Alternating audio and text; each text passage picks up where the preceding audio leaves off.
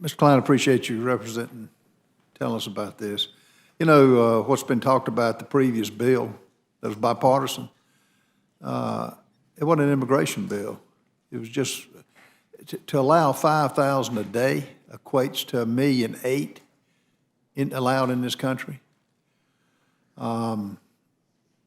To have clauses that the president can basically declare any of it null and void. So this is just a messaging bill. The H.R. 2 that has been sitting in the Senate is the real, did something about it. And I guess, you know, my colleagues on the other aisle, I think the parents of Laken Riley will be at the State of the Union. Take some of your comments to them. Let's see how that works out. Take some of your comments to Kate Stiley, who was gunned down. I think she was 22 years old. Take some of your comments to, you know, the number of fentanyl deaths. Mr. Cline, does this bill even affect any of those who have been killed by fentanyl poisoning under this administration?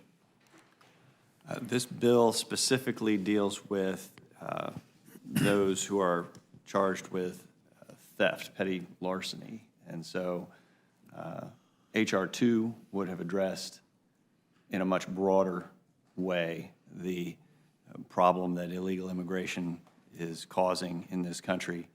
And the Senate bill, to my knowledge, for all of the talk of the House not wanting or not wanting to take it up, the Senate bill didn't pass the Senate. The Senate bill is still in the Senate.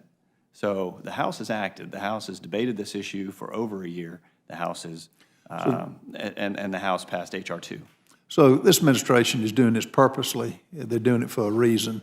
And let's look at some of the numbers. On fentanyl alone, there are no treatment centers in morgues, as has been said by others. Here are the numbers under the Biden administration on fentanyl deaths alone. 2021, 70,601. 2022, 73,654. 2023, 112,000. The total during the Biden years of fentanyl deaths, 258,255 Americans are dead. Compare that with the combat deaths in the Korean War, 33,686, Vietnam War, 47,434, Afghan conflict, 1910, Iraq, 3,519, Lebanon, 256, First Gulf War, 149, for a total of 86,854 deaths.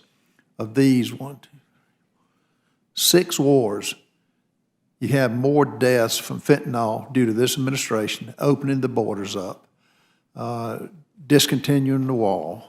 And, you know, this is, the blood is on this administration's hands. And I guess make your argument to the family of one person when you can be multiplied by the 250-some thousand that are dead now.